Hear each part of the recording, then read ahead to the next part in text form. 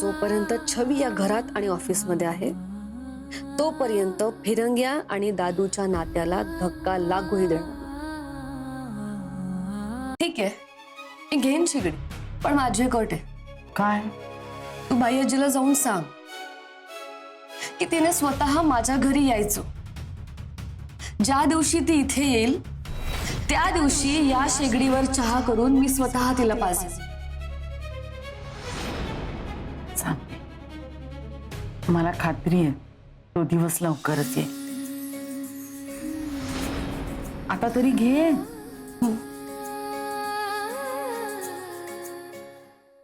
सावकाश.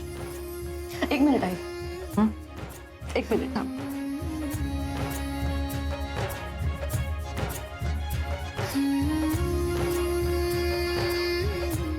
आज पहिल्यांदा घरी आलीस तू माझ्या.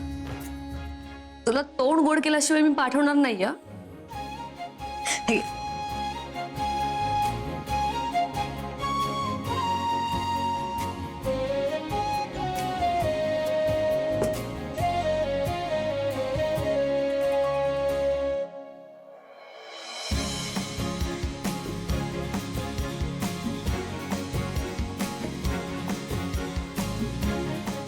माझं वेड बाळ.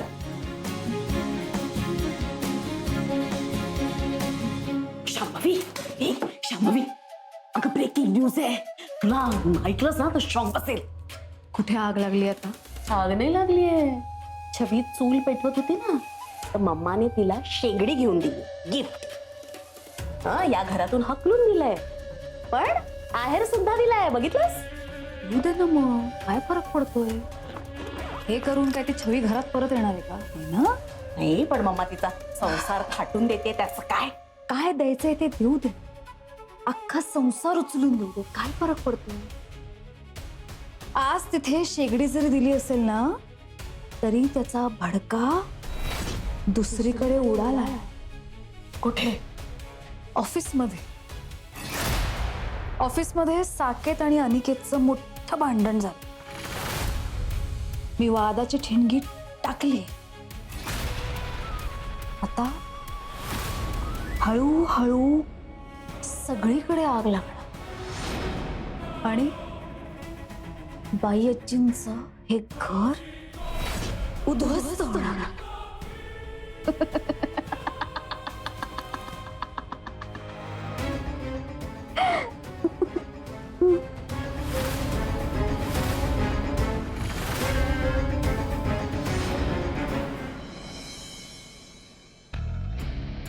एक मिनिट. छवी, ऑफिसला जातेस? हो. मी पण ऑफिसलाच चाललीये. बस एकत्र जाऊ. नाही, नको. का? का नको? तुला घराच्या बाहेर हाकलून दिलंय. आयुष्यातनं आणि ऑफिसमधनं काढून नाही टाकलंय तुला. अजूनही गाडीत बसायचे अधिकार आहेत तुझ्याकडे. बस. अगं, मोठी सून गाडीतनं फिरतीये आणि लहान सून बसने येणार? चांगलं वाटत नाही ना. बस पटकन, चल बस.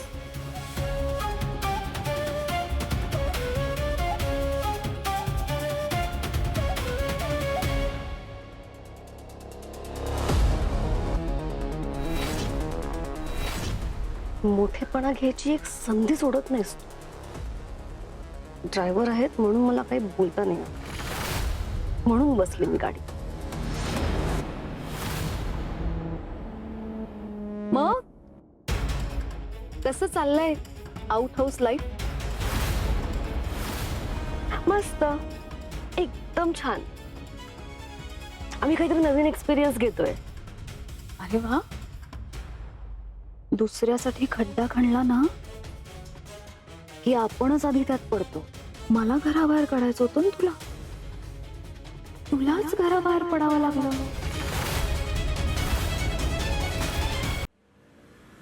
चूल फुंकून स्वयंपाक बनवावा लागतो. मला त्यात काहीही गैर वाटत नाही. कसं वाटेल? जे चाललंय ते तू बदलू तर शकतच नाहीस, नाही का? छबी, मला ना खरंच खूप कीव येते तुझी. नाही म्हणजे बघ ना, घरातली सगळी कामं, घरातले केरवारे, त्यात एकटीनेच चुलीवर चूल फुंकून स्वयंपाक बनवायचा. मला इतकं वाईट वाटलं. मग मी बोलले भैय्याजी, अहो त्यांना शेगडी तरी विकत घेऊन द्या. किंवा दिली ना शेगडी. हा शांभवी, अगं खोटेपणाची सुद्धा एक सीमा असते. शेगडी मला तू नाही, बाईजीने स्वतःच्या मनाने दिली.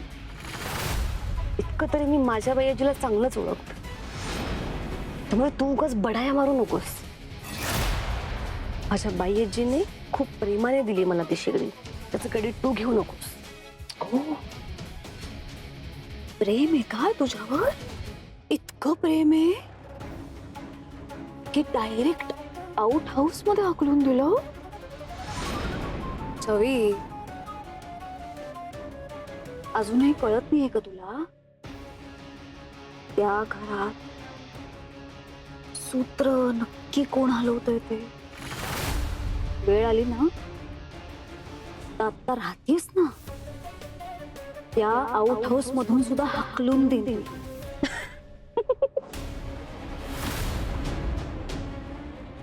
शांभवी, ओव्हर कॉन्फिडन्स मध्ये राहू नकोस. तुला असं वाटतंय की तू कारस्थान करून मला इथून हाकलून देशील, पण मी या घराच्या बाहेर कधीच नाही जाऊ शकत.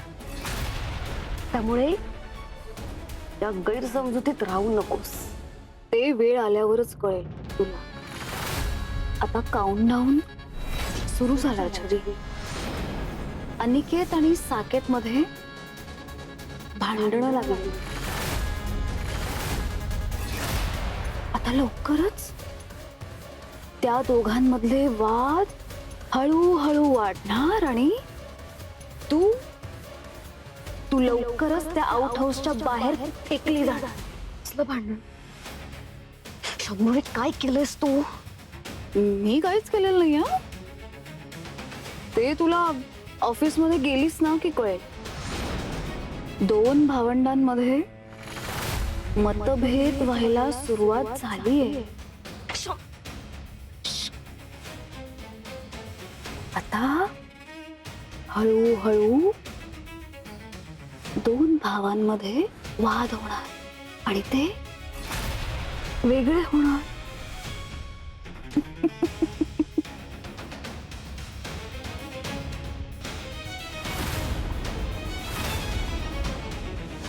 त्या गुहागरच्या जमिनीची फाईल होती ना, ती जरा मला चेकिंग साठी पाहिजे. तर तेवढी मला आणून द्या.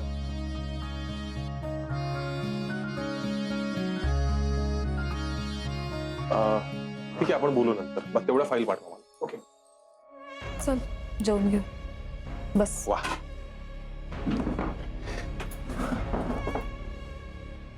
भूक लागली असेल ना?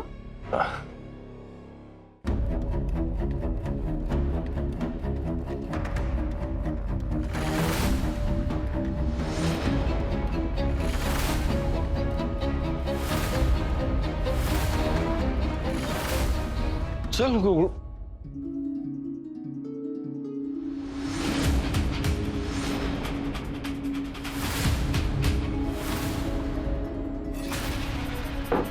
शांभवी, टिफिन माझ्या केबिन मध्ये जा.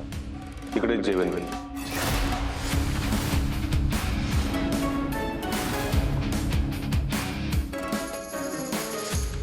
साकेत,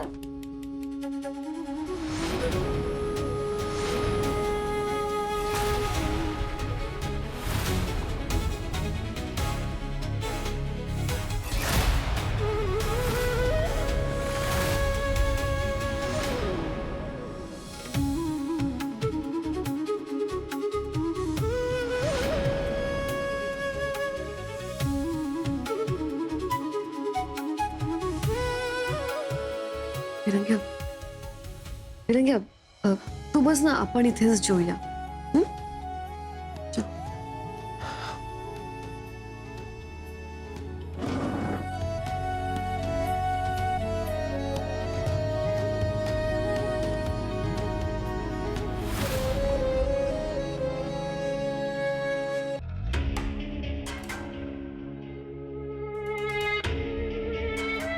बघितलंस?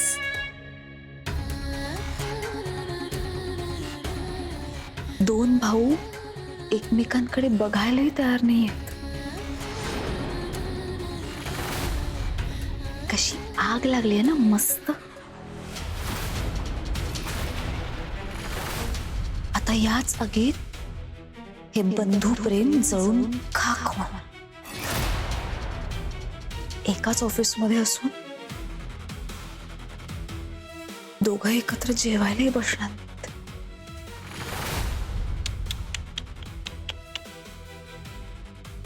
घरी दोन चुली मांडल्याच आहे, आता ऑफिसमध्येही दोघांमध्ये फूट पडणार आणि दोन भाऊ दोन दिशांना तोंड करून राहणार.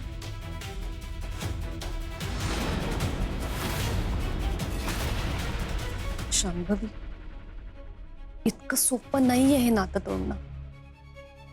गैरसमजुतीमध्ये वाद आणि भांडण होऊ शकतं, पण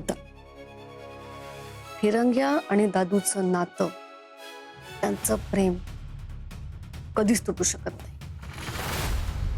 मी असताना तर नाहीच नाही, कारण मी तसं होऊ देणार नाही.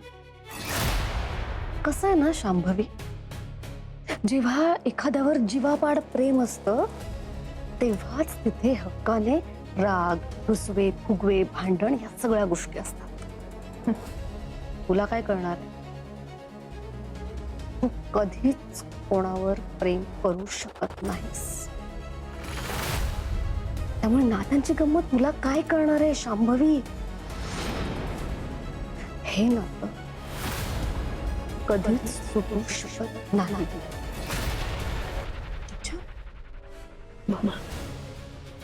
पण मी हे नातं तोडूनच राहणार. बघूया तू कसं वाचवतेस ते.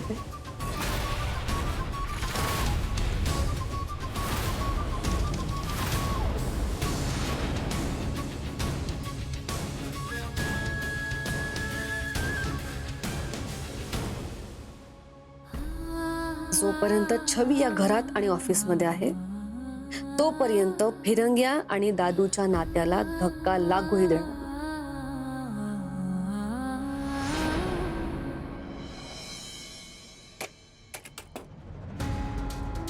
फिरंग्या, फिरंग्या, का भांडण झालं तुमच्यात? फालतू निमित्त हवं होतं फक्त साकेत दादाला भांडण करायला. मला कळत नाही का, एवढं काही गरज नव्हती ओरडायची. हो, पण नक्की झालं काय?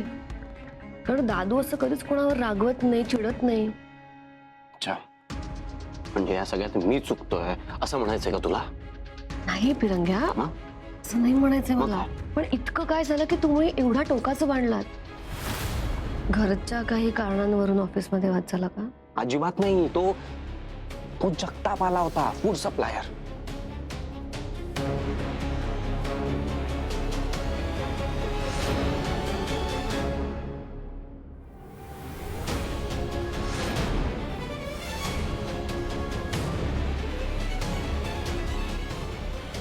आणि मी मुळात काहीतरी विचार करूनच निर्णय घेतला असेल ना. चुकीचा निर्णय.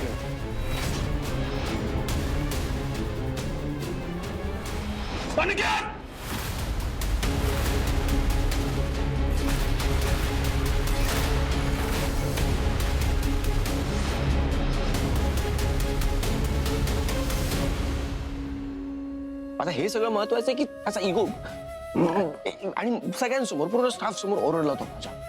यु नो व्हॉट, पहिल्यांदा आयुष्यात पहिल्यांदा साकेत दादा माझ्यावर ओरडलाय. मोरू काकांसमोर हात उगारला त्यांनी माझ्या. अख्ख्या स्टाफ समोर असा अंगावर धावून आला माझ्या. स्टील मी काही बोललो, मी काही रिॲक्ट झालो नाही. मी शांत बसलोय, आपलं काम करतोय ऑफिसमध्ये. त्यात पण माझंच चुकलं छवी. चल, मी माझंच चुकलं. नाही नाही फिरंग्या, मला तरी असं वाटतंय हे सगळं मोरू काकांनीच केलं असेल. मग आपण लहानपणापासून त्यांना बघत आलोय. ते स्वतः कधी सुखी नाही झाले, दुसऱ्याचं सुख त्यांना कधी बघवलं नाही.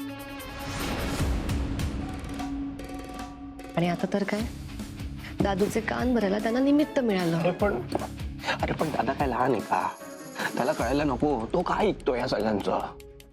फिरंग्या, दादूची मनस्थिती आता व्यवस्थित नाहीये रे. मग तू असं बोलून साकेत दादाची बाजू घेतेस हा, ते करू नकोस प्लीज. त्याने पूर्ण स्टाफ समोर मला सांगितलं की तू तर आत्ता आलायस, मी आधीपासून सांभाळतोय ऑफिस, त्यामुळे इथे माझे अधिकार जास्त आहेत, तुझे निर्णय नाही चालणार, इथे मी निर्णय घेणार, असं बोललाय तो मला. ओके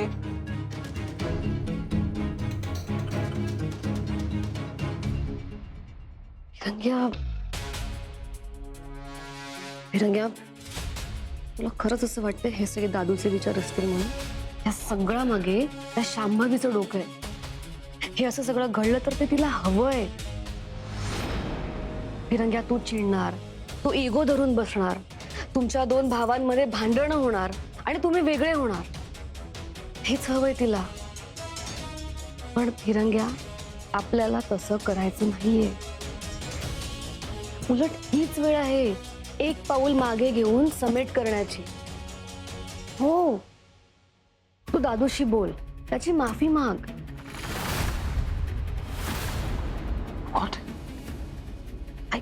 मला माहितीये तुझी काहीच चूक नाहीये, पण एकदा माफी मागून आपण लहान नाही होत. मग मी सुद्धा कितीतरी वेळा त्या शांभवीची विनाकारण माफी मागितली. तू तर तुझ्या दादूसाठी एवढं करूच शकतोस, एकदा माफी मागूच शकतोस ना रे. फिरंग्या, बाय्याजीला सुद्धा नाहीये म्हणणार तुमच्यामध्ये अशी भांडणं झाली, म्हणून मला तरी असं वाटतंय तूच एक पाऊल मागे ये आणि माफी माग दादूची. हीच त्या शांभवीच्या प्लॅनची हार असेल.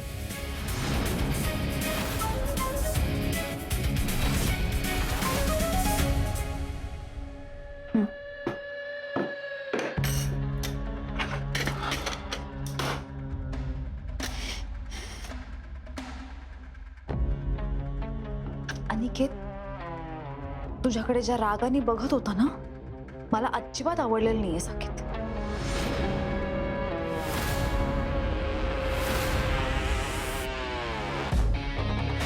कुठल्या बायकोला आवडेल तिच्या नवऱ्याला त्याच्या लहान भावानी अशी वागणूक दिलेली? तू मोठा आहेस ना, मग एखादी गोष्ट अनिकेतला जर खटकली होती तर त्यांनी घरी जाऊन चर्चा करायला हवी होती ना यावर. हे असं सगळ्या स्टाफ समोर तमाशा करायची काय गरज होती?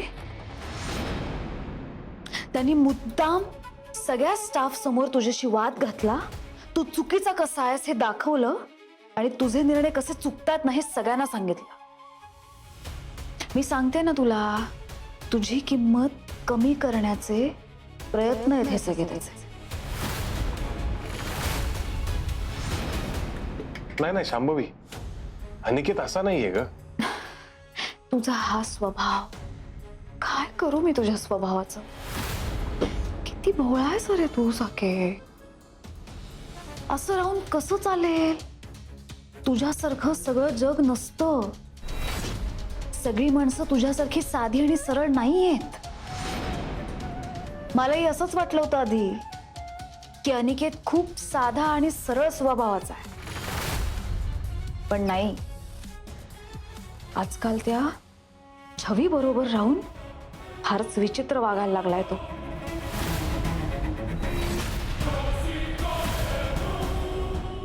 नाही ना, मला तर वाटतंय आज तो लहान भाऊ म्हणून बोलतच नव्हता तुझ्याशी. तो या कंपनीचा मालक आहे आणि तू त्याच्या हाताखाली काम करणारा एक एम्प्लॉई. ह्याचीच जाणीव करून द्यायची होती त्याला. फिरंग्या, दादूला प्रत्येक शब्दात अपमान जाणवतोय, कारण तुझ्याबद्दल त्याच्या मनात कोणीतरी विष कालवतंय. आणि तू जर का त्याच्याबरोबर भांडत राहिलास तर त्या तिसऱ्या व्यक्तीला आनंदच होणार. त्यामुळे तू असं वागू नकोस. तू माफी माग ना दादूची. मी जर गेलो माफी मागायला आणि त्याने जर परत माझा अपमान केला तर? तू संधीच नको ना येऊ देऊ तशी.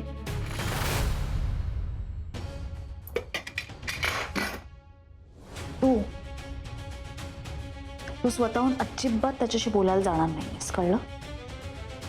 जोपर्यंत तो तुझ्याशी बोलायला येत नाही तोवर तू त्याच्याशी बोलायला जायचं नाहीस. होऊ देत ना त्याला त्याच्या चुकीची जाणीव. स्वतःहून अजिबात बोलायला जाऊ नकोस.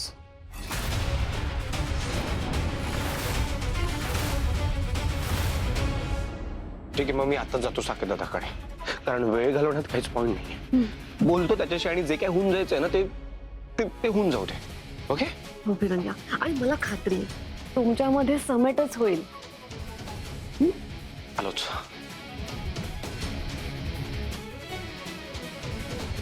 ऐक! फिरंग्या, काय झालं तुला? काय लागलं?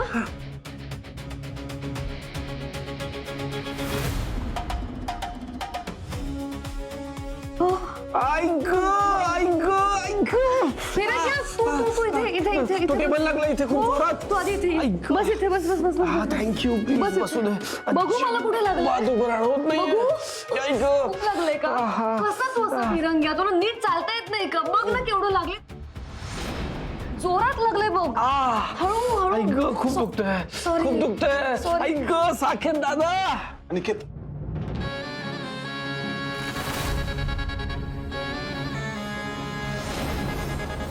आकाश, फिरंग्या, ऐक. तुला नीट बघून नाही का चालता येत? काय ग, खूप काय करू आता?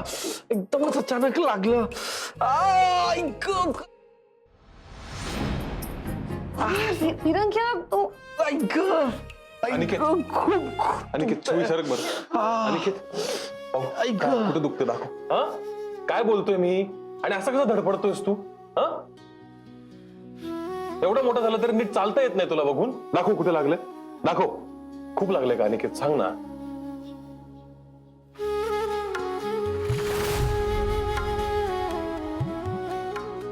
कुठे लागलंय तुला? दाखव तरी.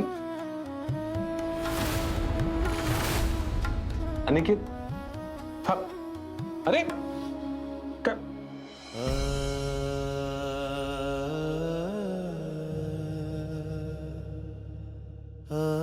काय?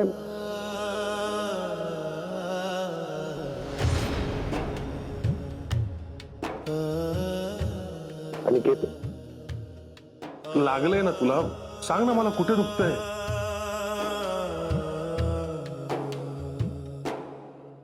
इथे.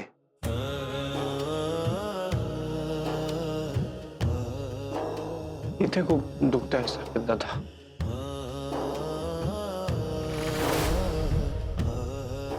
माझ्याकडनं काहीतरी चूक झाली म्हणून तू माझ्यावर हात उगारलास ना. तेव्हा इथे इथे खूप दुखलं.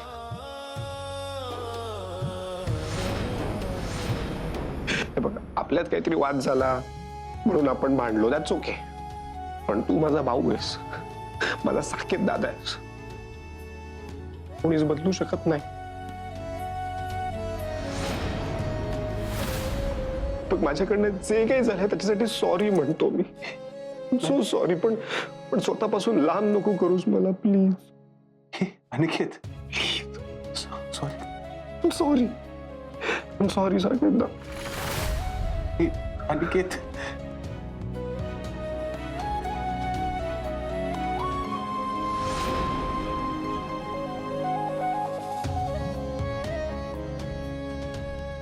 सॉरी. सॉरी नको म्हणूस. तू कशाला सॉरी म्हणतोयस? हा, रडू नकोस. तू नको म्हणू सॉरी. मी म्हणतो सॉरी. माफ कर मला. मी तुझ्यावर हात उगारला अनिकेत. नव्हता उगारायला पाहिजे. तू मुलांच्या सेफ्टीसाठीच बोलत होतास ना. मी ऐकायला हवं होतं तुझं. I am sorry. चुके चुके चुके. आता आता आता ती जगतापची डील कॅन्सल करूयात ना. कॅन्सल. हा. पण पुढचा चांगला फूड सप्लायर तू शोधायचास. तुझी जबाबदारी.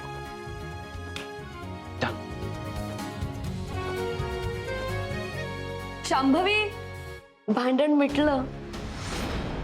आता आम्हाला पटकन तिघांना पण जेवायला वाढ. काय भांडण करून करून ना सगळी एनर्जी जाते आणि पॅचअप करून तर अजून जास्तच.